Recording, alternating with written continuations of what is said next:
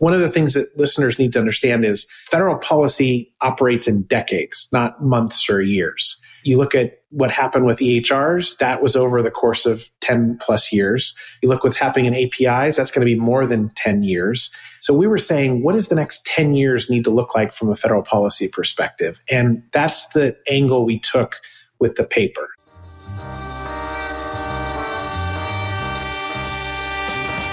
New choices, new players, new models of care. You know consumer first healthcare is everywhere. For us to build the future, to see what's new, we gotta look at the world from a different point of view. Consumer innovation ain't going away. I say it's here to stay. Today it leads the way. We gotta drop the silos. We're all the same team. Experience, business, tech, and marketing. So join us now. Join the revolution. Consumer first health is the evolution. Status quo or like status no. Yeah, this is the healthcare rap. Yo, come on, let's go.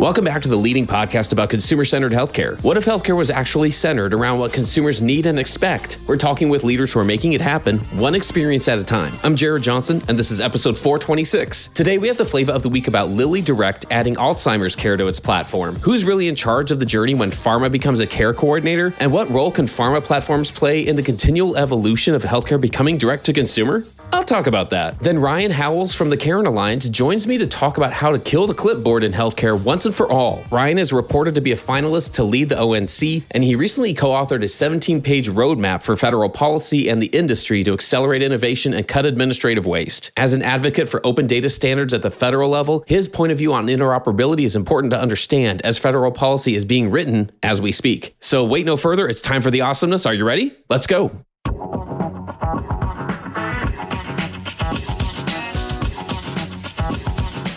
Flava of the week.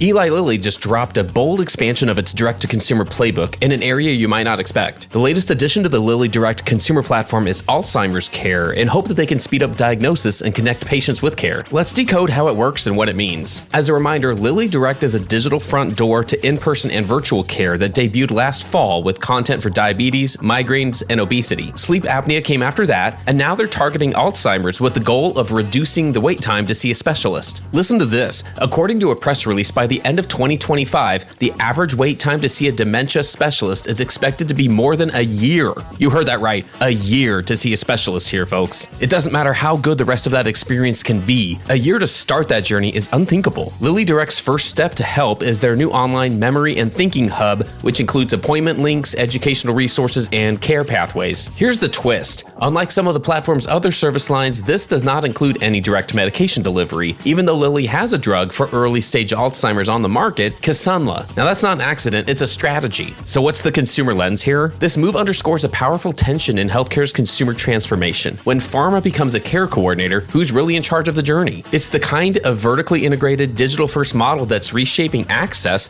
especially in specialty areas where traditional care pathways are clogged. According to Fierce Pharma, analysts call the LillyDirect expansion a positive step in a challenging field, referring to current barriers to reaching an Alzheimer's diagnosis. Because the site doesn't directly offer access to treatments, however, the onus remains on patients to take the first step. So in other words, patients may get faster access, but they're still being asked to make the first move. Or more likely, in this case, their loved ones or caregivers are the ones being asked to make the first move. And for a condition as complex and emotionally charged as Alzheimer's, that's no small ask. So here's your beat drop. LillyDirect isn't just a platform, it's a potentially effective new chapter in the battle over healthcare's front door. One where pharma's no longer waiting for the script, they're writing it. So stay tuned. This remix of access, influence, and innovation is just getting started. Let's continue to explore the potentially powerful role that LillyDirect and other digital pharma platforms can play in the continual evolution of bringing healthcare direct to consumers. That's another way that we'll build the healthcare of tomorrow, and that's the Flava of the week.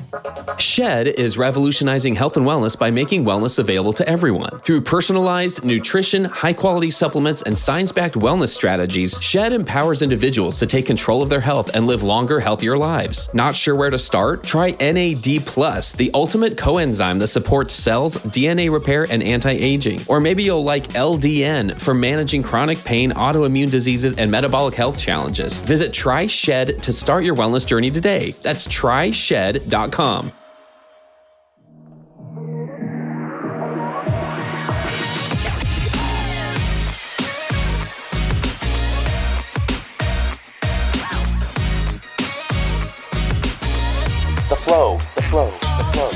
Hey, listeners, come along with me. It's time for The Flow. Please welcome Ryan Howells. Ryan's our guest this week. We have some really exciting topics to talk about, and I'm real glad we're finally getting this chance to connect. Ryan, first off, welcome to Healthcare Wrap. Thanks, Jared. Good to be here. Why don't you give our listeners a little bit of background?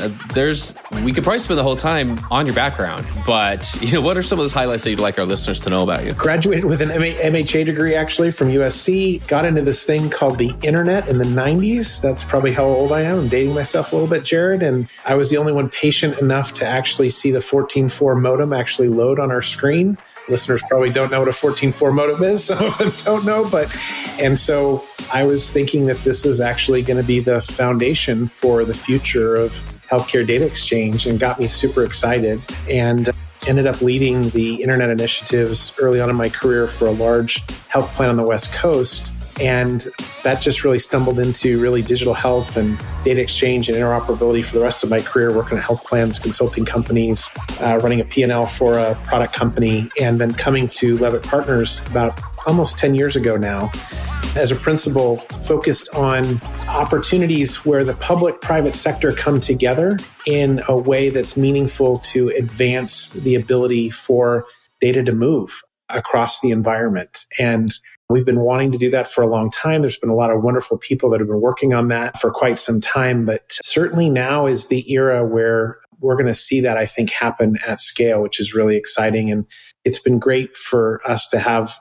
a small hand to play in that ecosystem. Well, you're right. It is a big ecosystem. Where have you been focusing within that ecosystem, within your work recently? Like, what are some of your top priorities that you're working on right now? At Leavitt Partners, as we mentioned, we focus on this idea of federal policy, but also forming these alliances. We have what's called the Leavitt Center for Alliances that's focused on bringing multi-sector stakeholders together to solve difficult issues in healthcare, leveraging federal policy as much as we can. And one of the areas that we started with was a formation with David Brailer and David Blumenthal, who used to lead ONC, and Anish Chopra, who was the first chief technology officer under President Obama, and Governor Leavitt. We organized a group called the CARIN Alliance, CARIN, CARINalliance.com, that was focused on getting consumers digital access to their healthcare data using an app of their choice. And we're still working on that. It's almost been 10 years as well since we've been working on that project, 8 to 9 years about.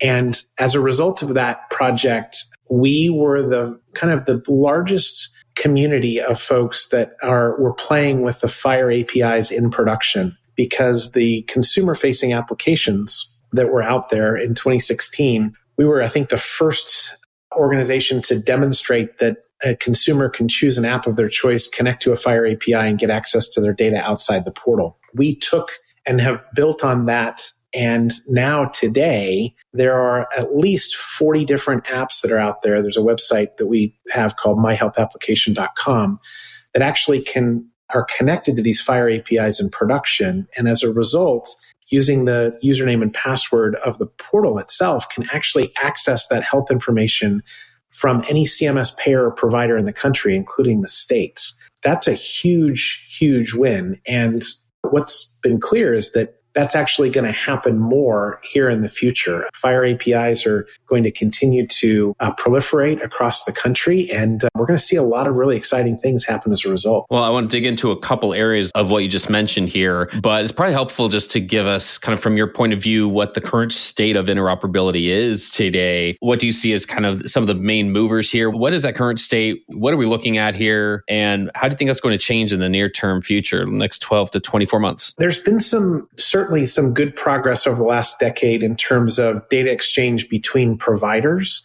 using more kind of antiquated kind of technologies. So it's called CCDs that are less structured, and they aren't using modern-based technologies for how to exchange data. And that's been really some of the big challenges. But there has been absolutely great work that's been done in terms of sending that information to other providers. The question now becomes, how do we modernize that? How do we figure out a way where we can do it more like we do it on the internet, and how the internet uses obviously third-party applications and APIs to actually make that happen. So FHIR's been around for a long time as well. It hasn't scaled the way that it needs to, because one of the few things that's scale in healthcare is public policy. So public policy has now kind of gotten behind that. And we anticipate over the next 24 months, or we know based on what CMS has provided. There's a rule out there called the CMS 0057 rule, interoperability and prior authorization rule, that is going to require that these FHIR APIs, FHIR being fast healthcare interoperability resources, APIs being application programming interfaces, are going to scale across the country because payers and providers are going to use them to actually send back claims and clinical data, not only between each other, but also with patients themselves. And some of this has been done previously by ONC and CMS. We're going to see this proliferate across the country over the next 2 years. Now, it's exciting, Jared, because we're going to modernize our computing architecture, and we're also going to modernize the way data gets sent. We're going to move to more structured data elements, which will allow us to then be able to move that data around easier, and especially to other systems, other cloud-based providers, other technology companies and innovators, and also take advantage of AI and what AI could actually do. We see this as a API, cloud-based AI environment that's going to happen over the next few years, that's going to really start to jumpstart innovation and find ways to, most importantly, reuse the functionality for multiple different use cases, which is really exciting. All right, well, let's talk about jumpstarting some innovation in an area that a lot of people can relate to. I literally just had this happen this week where I went to a new doctor for the first time and got the clipboard handed to me. You just helped write a paper called Kill the Clipboard earlier this year. It was a group of stakeholders. And it's pretty timely because CMS and ONC released an RFI that included a lot of those same themes that you talked about there. Can you kind of refresh that for us? Like, can you explain what some of those themes are and how that might that play out in terms of federal policy? Earlier this year, we got together a number of different stakeholders, probably about 18 or so, to focus on ways in which we could modernize healthcare data exchange. And we were excited about this because it provides an opportunity where all of the kind of really good ideas that are out there, we wanted to kind of put into one place. Let me rephrase that. It's not all the good ideas. Many of the good ideas, 17 pages of the good ideas, we thought that was enough to start with, that we could actually put out there that we've been hearing from payers, providers, healthcare technology companies, EHRs, others, cloud vendors, others that are in the environment. What could actually help jumpstart the future of healthcare data exchange? One of the things that listeners need to understand is federal policy operates in decades, not months or years. You look at what happened with EHRs, that was over the course of 10 plus years. You look what's happening in APIs, that's going to be more than 10 years. So we were saying, what does the next 10 years need to look like from a federal policy perspective? And that's the angle we took with the paper. And again, I want to be clear, this is not my idea, Leavitt Partners' ideas. This was an amalgamation of many ideas from many people. And we just put our name at the top of it. And the idea was, how do we start to influence federal policy to be able to do things? This administration clearly wants to do a lot of things. So what would that actually look like? And what was wonderful is that when the RFI came out, it actually pointed to many of the ideas that were actually in that paper. And that was exciting because we had an opportunity now where it was clear that the administration wants to do these wonderful ideas that are there. And there's a lot of people inside the administration that are super familiar with the healthcare data exchange landscape, and they're knowledgeable and they want to move forward with a really proactive approach for how we could start to solve all of the issues that we knew have been existing for quite some time. And again, not all of the issues, but many of the issues that we know have been around for quite some time. Now, we recognize there's going to be a rigorous debate on this, Jared, and that the RFI is going to have all kinds of responses. We encourage everybody to respond to this. We just hope that as we're thinking about this, we're thinking about it holistically and in the spirit of, how do we reduce regulatory burden? How do we reduce the burdens on providers, payers, patients to getting access to the data? And how do we simplify this? One of the cool things about an API infrastructure is its reusability. If I'm a payer and I need clinical data, I can ask for this US CDI, US Core API from a clinician. If I am a public health entity, I can ask for the same US CDI, US Core API. If I'm reporting on quality measurement, I should be able to send the same US Core, US CDI API into NCQA and into CMS. If I can just reuse the same architecture, and if we can standardize the way in which those APIs are sent, there's so much value to that because we won't have to have all these translation services between the two endpoints. We can find a way where we can, and we don't have to have all of these different optionality. We can start to then get the data and use it for its intended purposes. I like saying, Jared, that I'd love a world in the future where we don't compete on whether we have the data or not. We just compete on what we do with the data. And are we able to develop actionable plans at the point of care for the patient with the patient's engagement and input to this process so that they can get the best outcomes possible for them as an individual. This is what all has to take place. Like we have to keep moving this in this direction. I don't want clipboards either. And then Jared, it drives me nuts. We've been doing this for so long and I have the same problem. I go into these provider offices and they hand me a clipboard and I know that their EHR has the information in it, but they're still giving me a clipboard. We have got to change not only the technology, but we've got to change behavioral patterns. Sorry to cut you off, but that's a super important point that you made. It's funny. In this case, this week, I'm like, there's a doctor who had seen all of my family members already, like that week. Crazy. Like I actually know you do have this information. Totally crazy. You don't even have to dig very far. Yes. Let me go like in a related direction here. So it was reported a few weeks ago. This isn't breaking news or anything. So it was reported a few weeks ago that you were a finalist to lead the Office of the National Coordinator for Health IT, commonly known as ONC. And I'm just curious what a couple of goals might be that you'd like to see ONC accomplish. Where do you hope ONC is kind of focused right now? Well, the good news, and maybe you can put it in your show notes too, Jared, is that we wrote a 17-page paper that describes it. So I don't want to be too flippant on the answer, but like the ideas, regardless of who's in there, who's not in there, the ideas should matter the most. That's what needs to matter. Do we have the best ideas to solve the myriad of problems that we have as a country in healthcare today? Do we have the right ideas out there? And to me, it's an idea meritocracy. We've got to get the right ideas out there, regardless of who is saying them, who is publishing them. Are those the right ideas? And let's make sure the right ideas bubble to the top. To us, that's what matters the most at Leavitt Partners, is we get the right ideas and the best ideas up to the very top and try to promote the heck out of them. I'll give you one example, Jared, of a good idea that's time has come. And this is in the paper too, and it's also in the RFI, the concept of what we call digital identity. Now, when I say that, most people think, oh, it's patient matching, and I got to figure out whether or not the demographics in my system match the demographics in somebody else's system. No, that's not what this is. It is, are you who you say you are across all systems? So the physical piece of this is when you go get your driver's license, Jared, you provide a series of trusted identifiers, passport, birth certificate, et cetera, to the DMV, and they in turn give you back a credential. It's not digital, it's physical. They give you that credential, and you can use that to board planes, go to bars, do all the stuff that you want to do, which is super exciting, awesome. But it is one credential that you can use for multiple use cases.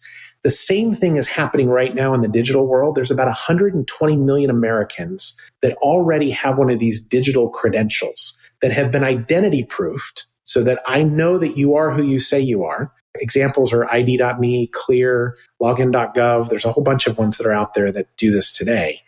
And I should be able to use that. My choice, again, it's not required or mandated, but it's my choice that I should be able to use that across multiple systems. Because number one, I don't want to memorize a bunch of usernames and passwords because they're all on the dark web anyway. That's garbage. I actually want to figure out a way where I can use a credential that is bound to me as a person. So it's a combination of the identity and it's a combination of the authentication mechanism, which is a biometric. So that in your real life, your consumer life, I should say, that's basically how you would actually log into the systems using Face ID or Touch ID on your phone. People have that today. The back end of that is an open source standard. We can use that in healthcare. My point is there is so much cybersecurity fraud going on today, nefarious actors calling hospital call centers, impersonating doctors, and then doing ransomware attacks. Like, let's stop that craziness. Let's figure out a way, and patients as well. How do patients get access to their own healthcare information without memorizing? A friend of ours has a chronic disease of 28 different portals that she's got to log into. Stop that craziness. Like, let's figure out a way where we can be able to provide a digital credential by my choice, authenticate into any payer provider portal in the country. And because I know that it is me, and then access my own healthcare information so that I can be able to use it to manage my own health. That to me is what this administration wants to do. I think that to me also is what all of us want to do. So Jared, back to your point, we don't have to go into a doctor's office again and fill out another clipboard. I can do that in advance of me even showing up to the doctor's office.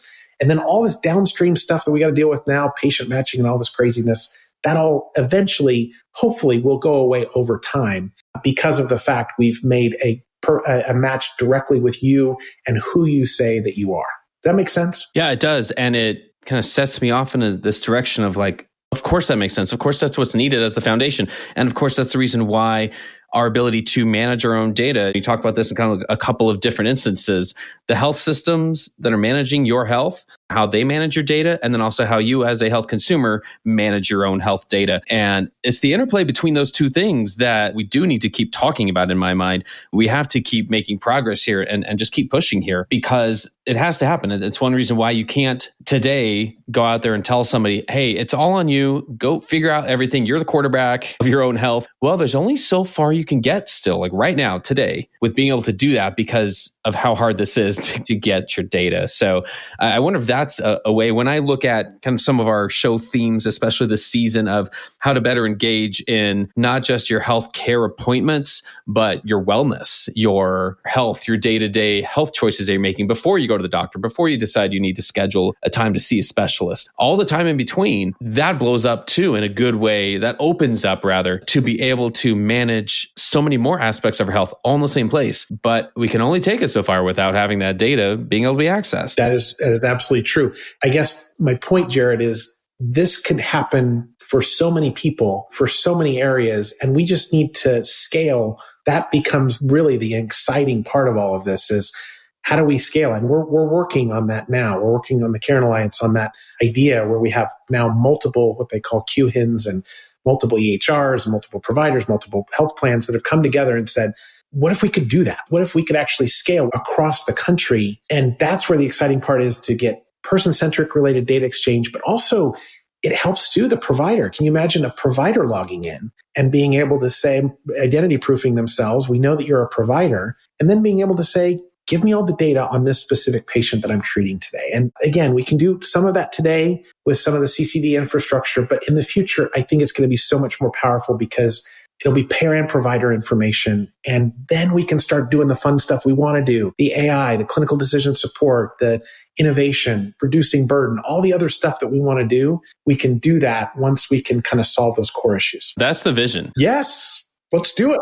Have fun. Is that vision what gives you hope for healthcare in this country? Like for what's coming next, or what does kind of keep you going day to day of like, here's what's coming in the future. This is why we're doing all of this. This is why we're putting all this effort into it. What motivates me every day, Jared, is I'm a problem solver. Like I love to solve really gnarly, crazy problems that people say are impossible. During the last decade that I've been here at Leavitt Partners, I've realized that these problems aren't impossible to solve. The solutions have not scaled. The problems are not impossible. The solutions have not scaled. And my goal, personal goal, is how do we scale solutions? Solutions that will provide a complete and total opportunity for multiple different entities to solve multiple different use cases. Not just one sector of the healthcare economy or another sector. We want so many people in this pool. It's a $6 trillion industry. We can't have one sector try to solve all these problems, or two sectors or three sectors. We have to figure out a way where we can really unleash innovation in a way that we have not seen before. And if we're going to take advantage of all these cool things related to AI and all the stuff that generative AI provides, which is a lot, which is great, the first thing we've got to do is structure the data in a way that allows for this to be digestible by multiple different entities so that they can be able to partake in solving the literally thousands upon thousands of use cases that we have to solve for. There is room in this pool for everybody, Jared. That's, I guess, my point. And so there are too many use cases to solve for one sector. So we need everybody in the pool, and we need to find ways where we can have a marketplace of ideas. And again, back to idea meritocracy. Let's figure out a way where these ideas can bubble to the top and let the market dictate who wins and who loses. My point is, using open standards like FHIR APIs, using effective federal policy, we can start to scale these ideas in a way that we've never have been before. You look at certified health record technology, we have EHRs because it was a public-private partnership and that scaled because of the incentive programs that were available there. Great, we're done. People could argue we spent too much money, we didn't spend enough, we didn't get the right sectors in. There's all kinds of arguments out there, but it got done. The facts are it went from whatever it was 10% to 97%. So it got done. The question now becomes, what do we need to do in the next phase? And the next phase is getting the data to move so that people can start to solve for these myriad of use cases that we have to solve for. To me, that's what keeps me going every day. Again, it's part of that same vision here. And that's why I love having people on like yourself, because it's helping us see what's being worked on now actively, but also what the destination is. Sometimes it's easy to get lost without reminding ourselves what that destination is. So it's a big one, to say the least. I want to give you a chance to kind of give final word here. Any topic or anything we haven't touched on yet that you want to make sure our listeners hear from you, and whether that's a message to health consumers themselves or to any other players in the industry here? I hope people read the paper. It's openly available. You don't even have to give your email address. And Jared, you've got the links. You can add them in the show notes. But you can read the paper, read the RFI that came out from CMS and ONC. Some of those things you may understand, some of the things you may not understand. It may be new topics for you. Probably the digital identity topic is new for a lot of people. But if you think about what it entails, what it means, and all of the use cases and things you're trying to solve for, I haven't met a healthcare organization yet that isn't focused on some form of consumerism. Well, you can't have consumerism and you can't have patient-directed type opportunities if, in fact, you don't have the ability to identify the patient across systems. So that's where digital identity comes in, APIs, apps, all of the things we've talked about, AI. That's where we started getting into personalized care. And so my hope is that people will get engaged, people will reach out and ask questions. Everyone's got a day job. I get it. And they're focused on what they have to do every day. But this stuff is too important to leave to chance. We've got to have everybody there helping to be able to shape the future and being willing to do innovative things too. I guess that's the other big takeaway here is there's not enough organizations that are, and I know it's a tough time in healthcare right now across the board. I get it. Everywhere from government to payer to providers, patients, everybody's struggling right now.